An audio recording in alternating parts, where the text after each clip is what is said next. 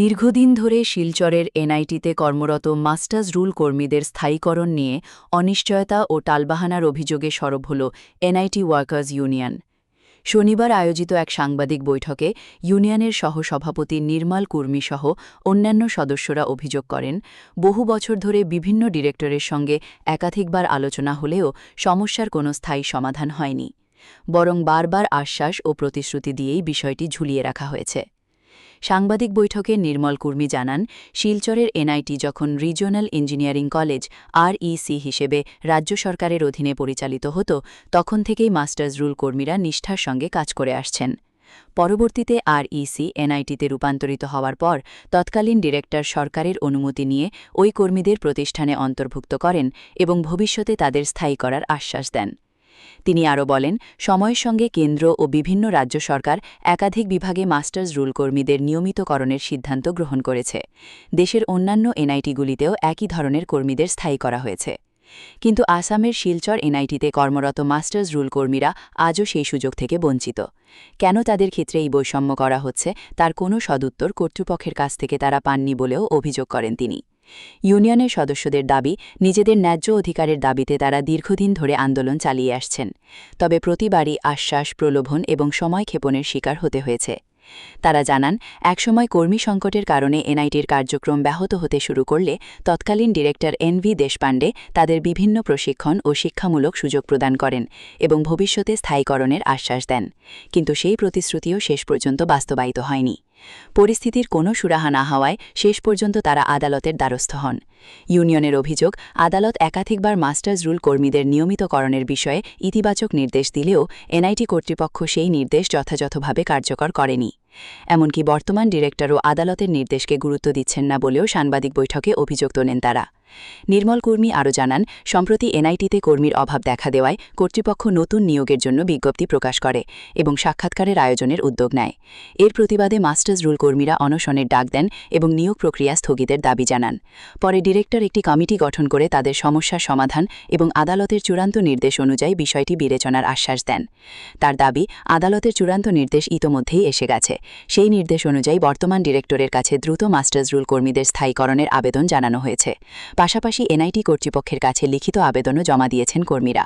তবে এত কিছুর পরও যদি কর্তৃপক্ষ কোনো ইতিবাচক পদক্ষেপ গ্রহণ না করে, তাহলে শিলচর এনআইটিতে কর্মরত ৭৫ জন মাস্টার্স রুল কর্মী আগামী ২৮ জুলাই থেকে ঐক্যবদ্ধভাবে আমরণ অনশন ধর্মঘটে বসতে বাধ্য হবেন বলে সাংবাদিক বৈঠক থেকে স্পষ্ট হুঁশিয়ারি দিয়েছেন এনআইটি ওয়ার্কার্স ইউনিয়নের নেতৃবৃন্দ।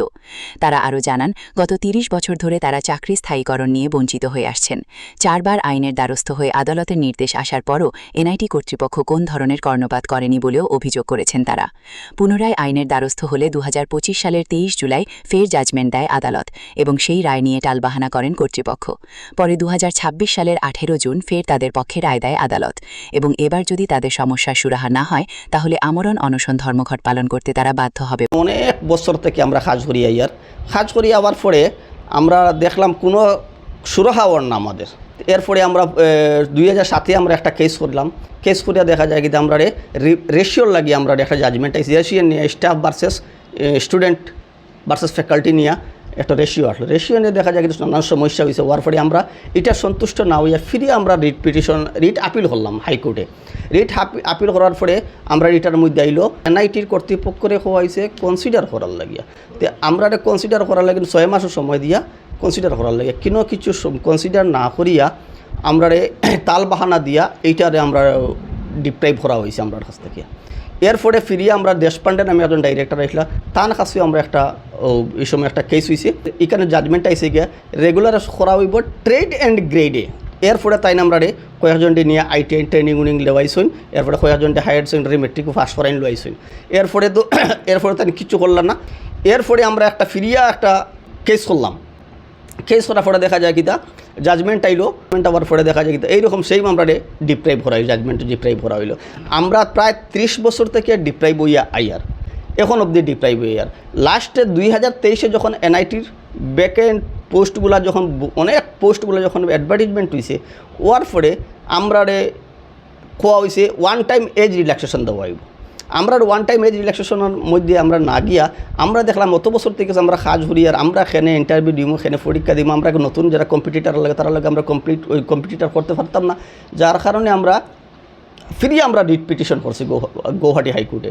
রিট পিটিশন করার পরে তারা হয়েছে কিতা এনআইটি একটা গাইডলাইন্স বানাইবার লাগিয়া, এই গাইডলাইন্স দেওয়ার লাগিয়া 23 তারিখ 2025 23 জুলাই আইসে জাজমেন্ট আইসে। এরপর ঠিক এনআইটির কর্তৃপক্ষ তারা কিচ্ছা করে কি দেখে একজন দিয়ে তালবাহানা দিয়া তারা এটা হয়েছে, এটা মানে মিনিস্ট্রি গাইডলাইন্স দিছে মাস্টার উল্লে তারা রেগুলারাইজ করতে পারতো না, কোনো প্রভিশন নাই।